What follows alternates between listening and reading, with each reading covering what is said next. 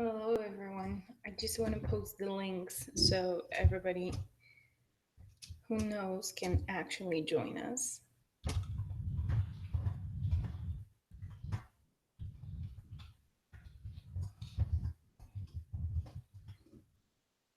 Okay. And I'm going to wait for like 2 or 3 minutes just to make sure that everything is fine and that you can actually hear me, which is very important. Okay. And if you can't hear me, please leave a comment. You can do it, and you have to do it in order for me to see it. On YouTube, there is a live chat, and I can actually see what are you asking and what you have to say. So today I'll be doing this live broadcast about some of my insights of my work, and I'll be telling you about my projects done so far. So because Tim Copsey from our Facebook group called the Fashion Photography Podcast asked for this kind of series and to be an actual video, which was a bit odd for me, but very, very challenging. So I said, okay, let's do it. I decided that I can do something like this like once a month. Hello, team. So you can hear me, right? Hope you can hear me. Okay. So I'll be able to do these series once a month, and they'll be called Photography Confidential. Today I'll be talking about my project Your Voice is My Summer Melody, and I'll tell you about the story behind the project, and then I'll answer your questions. So I'm going to actually show you the project while we are talking, so you can really know what am I talking about. Okay, and if you have any questions, shoot. Okay, okay, yeah, okay. So you're supposed to see it right now. So this is my website. And over here, this is my website, vyancheva.com, in case there is some sort of a weird connection and you cannot see really well, you can simply open it. And this is the project that we'll be talking about today. Oh, okay. That was weird. Okay. So you can see several of the pictures from the project. There are a few more, but I just decided I don't want them on my website. Sorry about sorry about the mistake on my website. Okay, so if we open the photograph, I'm gonna open the photographs while I'm telling you about the project. Okay, so conversation with the stylist and the stylist and the editor of Steve's magazine are just one person. There are many people in the magazine, as far as I know, but um, I know him personally, so he said that he would really love to work with me on this project. And the project was all about this gorgeous male model that you see on every photo. So he was coming back from, I think he was in Asia. I don't remember really, but we wanted to make a project with him.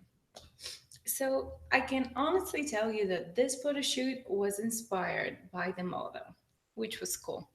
It was very very fun because because nobody expected that this photo shoot is going to be so unpredictable. We had to shoot in on another location, but we stick to some simple opportunities. Oh my god, can you see mine? Okay. Okay, so Yuchen is post-producing in the meantime, but he's listening. It's very weird that you can see also my YouTube. Sorry about that. Okay, I'm just gonna try something new.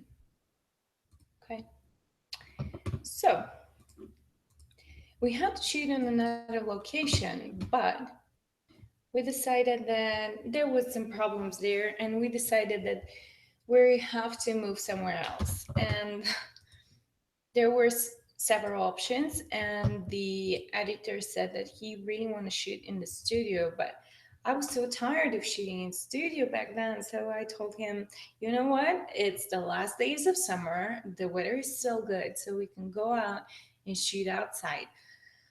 um, but because of the question that they have to change somewhere and we had no location for this, we decided that we are going to shoot in apartment.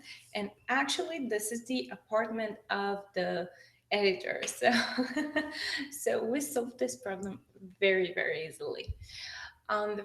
As you can see, most of the photographs look like they're all very in very real environment and with very real light. This day I decided to just use a little bit of fill light whenever I need it, and to stick to as my main source of light to be the sun, where on the places that I could have real sun. So as you can see, the styling here is very, very light. We could have done this simply because this is the editor is there, and he has the word and he can tell you whether you're going on the right or on the wrong direction. And this was, i I always appreciate it a lot when the editor is there, or the art director, or somebody who knows how these photographs are going to be placed on the in the magazine or on the website. So it's always useful to have this person who is going to help you with these, because for example, many magazines are not allowing us to have naked bodies there. And in this particular moment for this certain photo shoot, the editor was like, I would love to see that. I would love to see a naked body. It doesn't have to be it, it's not permitted to be very, very sexual. So that's why we have plenty of highlights here, and you can actually be in the story, but you're not seeing anything from her body. And it was very easy with those models. They were both not from my city. He is, and I think both of them are from the seaside. So she came to my city just for this photo shoot, just for one day, and he was trespassing because he was coming from Asia and going back to the seaside. So his flight came here just for this day. And by the way, he was on a photo shoot with the suitcase. Um, so it was very funny, but they were both so dedicated to this photo shoot and to the whole situation. So I think we had a gorgeous final result. Very simple, very easy. The whole photo shoot took me about, I think, 3 hours with everything, um, with the discussion before it, the time for the makeup, pretty much everything, the hair. So it was fairly easy photo shoot. And we had one idea at the beginning, the week before the actual photo shoot, and then we had to change it all so we can fit into the atmosphere in the apartment. So that's what we did, and I think it turned out pretty good story. Uh, I wanted to see your questions. So if you have any questions, don't hesitate to ask. I'm just gonna take, okay, take a look at your questions on Facebook. Okay. So, questions from Tim. Would be nice to hear you talk about location. Okay, you already know about the location. From time to time, very, very rarely, you have to think of another location simply because you're forced by the circumstances, and there is nothing else that you can do. So this was like an easy way to go out of difficult situation, to use the location of the stylist and the editor. And yeah, it was easy for us. The model selection, as you already know, we were inspired by the model The girl we chose mostly because of her body features, and we really, really liked her face. And we think that in this kind of bohemian story, she's a very good fit. Where ideas per plan, as you know, the ideas were per plan, but unfortunately, they had to be changed in the very, very last minute. But still, I just saw the part that Tim is asking, were the ideas pre-planned or did you have some new ideas within the shoot itself? Yes, we did have this kind of ideas, and I have to tell you that every time that I'm going on a photo shoot, I'm always going there with some references. It's very important for me to have those references because this way I can explain to my models what's exactly the idea. So I had some references for this particular project. I'm very, very sorry that I did not um, prepare them for this particular live stream, but I'll do make sure to do it the next time. I think it's also going to be very cool for you to see how other people are doing references. So I had my references, and I always stick to a certain idea when I'm going on a photo shoot. I'm trying not to go in different directions because this way I'm going to I'm not helping my team by this, which is bad. And when you're a photographer, you're in charge, and most of the time, people are actually following your steps. So you have to be a leader. And if you're doubting yourself, if you have any problems with final decision, it's going to be hard on you. So you have to be prepared before every photo shoot. But I can tell you for this particular photograph, just let me see. Okay, for this particular photograph, we came up with it for like a minute because I knew that I wanted to have a portrait of this girl because as you can see on most of the photos, she's there with him, but she's not the leading person. She is she's helping him to pop up. So I really wanted to photograph her. And this particular photograph, I hope you can see my mouse. If not, I'm talking about the left photograph, the portrait of the girl. It was very easy photograph because I really liked her face and I wanted to make sure that the viewer is going to see her face only. So as you can see, she's very provocative. In terms of clothing, but you're not looking at her body, you're looking at her eye, and that's it. So I knew that I wanted to photograph her only, but I wasn't sure exactly how. So once we went on the photo shoot, I just went through the apartment and choose some of the locations, and I already knew that I wanted my photographs to be done there exactly. So I wasn't aware of the portrait and the details about it, but I knew that I wanted the portrait. So I was looking for it during the makeup, and I was looking for the place to do it and for the light and what I'm going to need additionally and what I can do in order to make this real. Okay, so what's the next question? Just let me take a look. Okay. Okay, Chen is asking, how about grain? How much is too much and how people reacted if they do? Whoa, talking about grain, that's my most favorite topic because I really, really, really love grain. And yes, some people are reacting a little bit odd to it, but only, at least my work has shown me this, only if your grain is fake. So having a realistic, um, oh my God, why do you see like this? Okay, so having realistic grain is a bit tricky, but as long as it looks real, and by real I mean like it's on a film, on classic film, it looks amazing. So for this particular project, I had the grain during the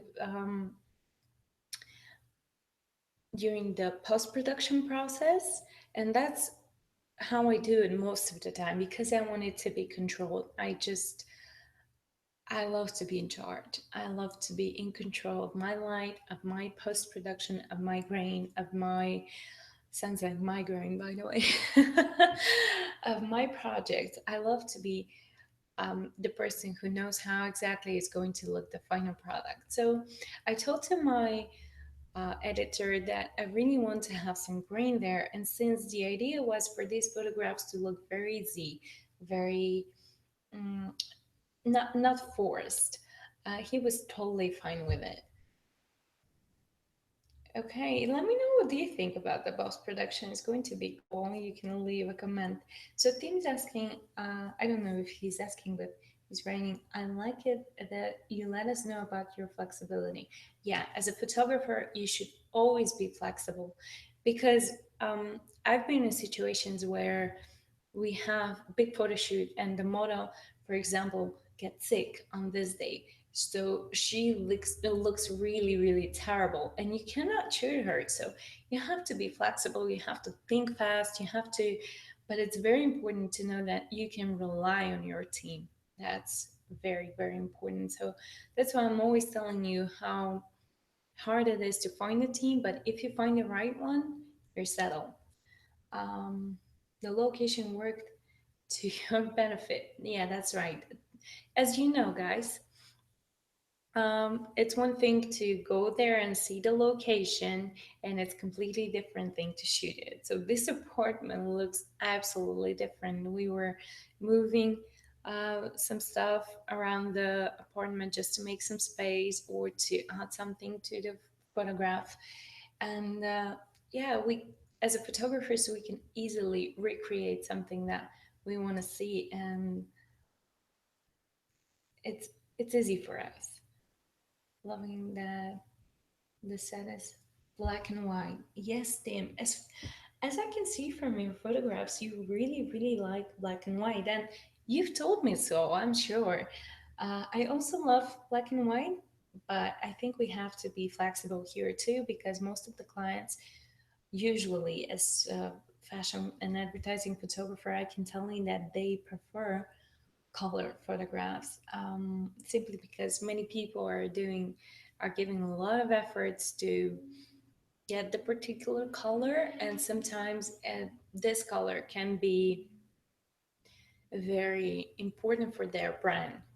For example, Coca-Cola, you know, it's their end, and look at their photographs. They're always with certain colors that you can, without even looking at the logo, you already know that this is Coca-Cola.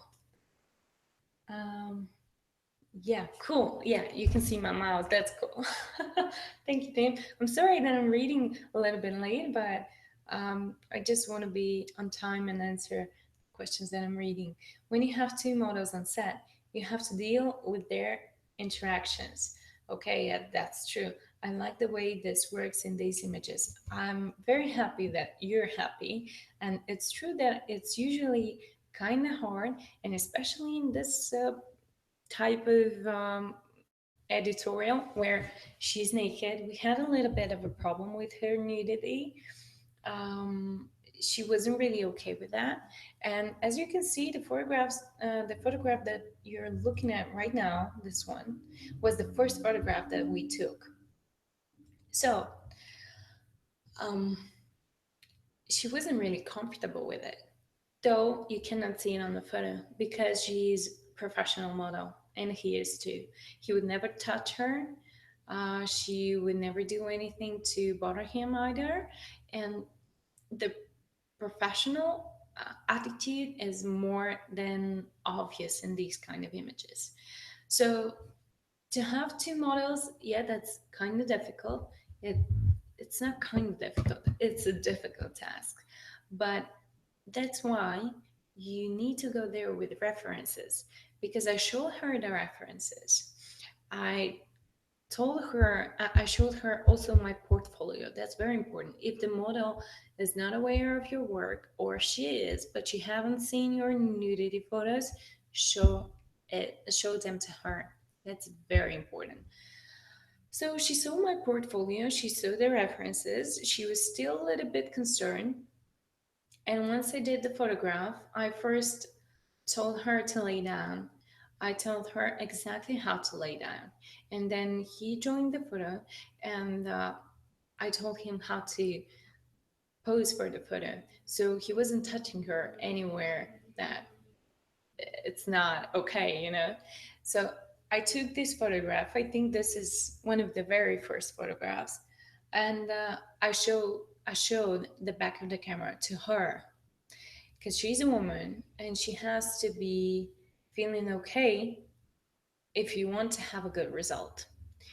After this, she was totally relaxed and okay with the pose, because she saw that there is nothing connected to pornography or something like that. So she was okay with this, and this is very important. Mm, okay, gotcha. Kitchen and grain was together with the choice of using black and white and I suppose, yeah. So we knew that the photographs are going to be in black and white from the very beginning. We wanted them to be black and white even with the other location. So we were settled on this. And having grain on black and white for me is a must. I'm sorry saying that. It's just for me, it looks more realistic. So I was absolutely sure that I wanted rain.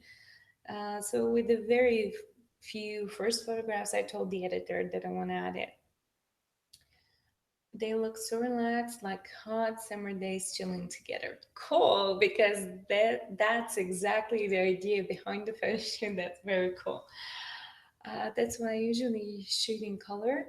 It's so difficult to express everything without an important element like color. Yeah, it's quite difficult if you are shooting mostly in color. But if you're not, it's kind of difficult to show everything in color. At least that's what I see from my consultations with people. And I know that for them it's a little bit difficult, but there are exercises that can help you with this. You can try to shoot in black and white, um, but of course shoot in raw. And this is going to help you a lot, because in the raw file you have it all in color, but you'll be able to preview everything in black and white. Uh, I'm so grateful for listening to me, Tim. Thank you very much. Yu-chan is asking again, but they knew that they had to shoot half naked. Yes. Always tell to your models. That's what I'm always trying to make sure, that my models knows whether they will have clothes, whether they'll wear only shoes or only jewelry. Doesn't matter. I always want them to know, because for me this is very, very, very important. This way they are coming to the photo shoot with certain thoughts, and they they're more relaxed. Sometimes bookers are not telling to the models that they will be naked, and I've from the time that I've been assisting, I've seen some very mm, difficult situations when the girl has no idea that she'll be wearing only bikini, for example, and she's not okay with this, and it's very difficult to set a person's mind just for like 20 minutes.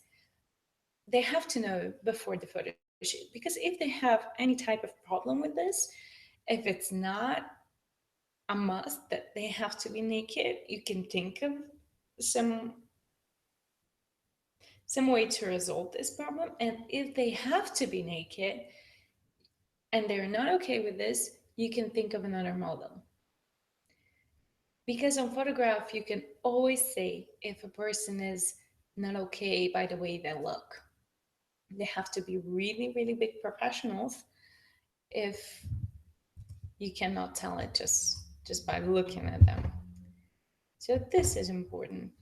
Tell your models, and as I always teach you, be honest, and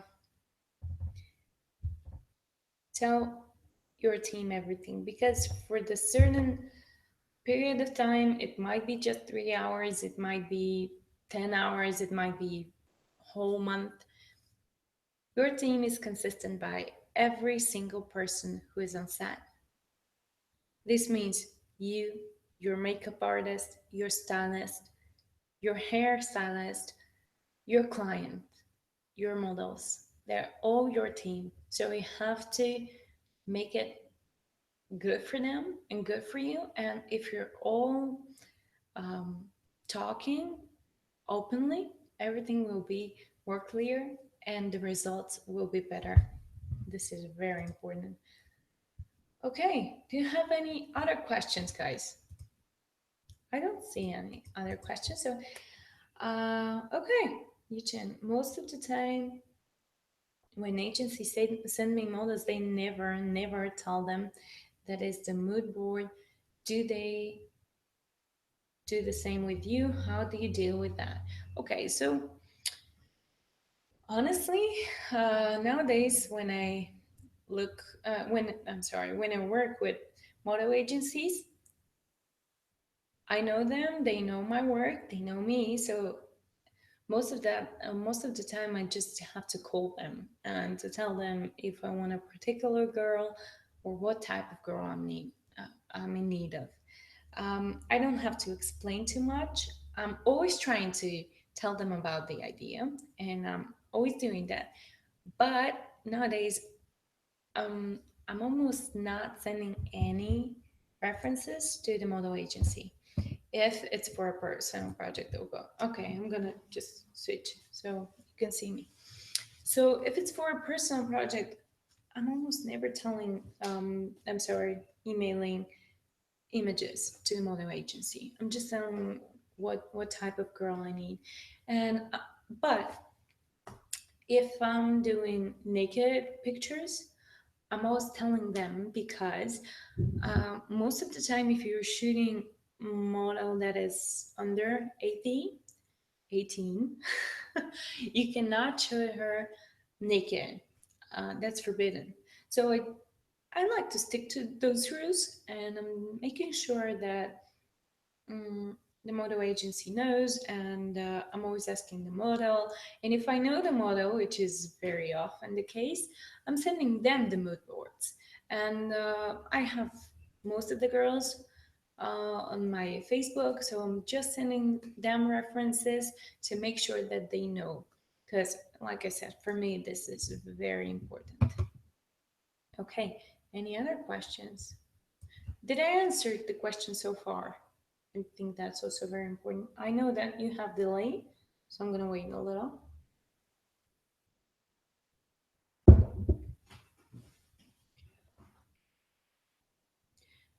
Yeah, it's a good thing to just add the model from on Facebook, for example, and send her a little bit of the references and tell her what's going to be the mood and if she's going to shoot with another model, things like that. Just make sure that, for example, before a photo shoot, I'm always trying to call everybody in my team and just to remind them about the certain hour that we'll be starting, about the location, if it's going to be outside of my studio, and things like that, just to make sure that they know every detail and everybody is going to be on time and on the place they should be.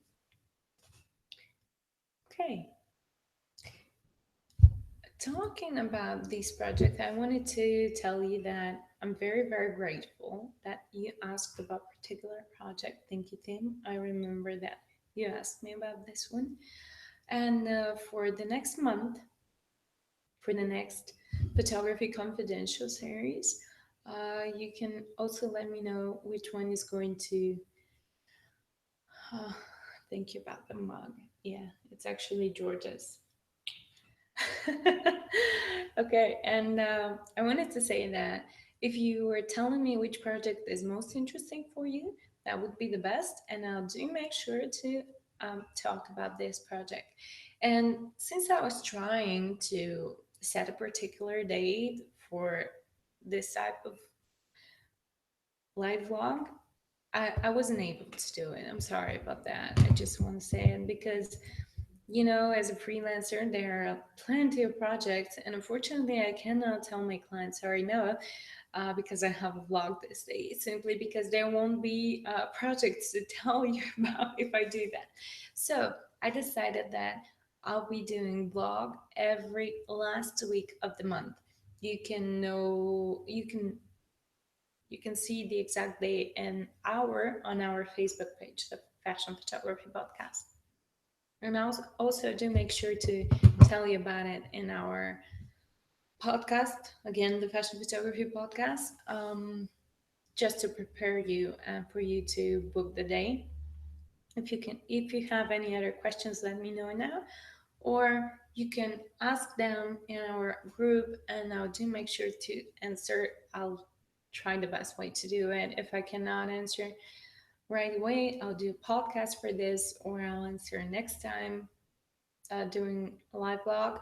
And if you like the broadcast we did, the first one with the portfolio reviews, let me know in the Facebook group, so I will make sure that there will be another one.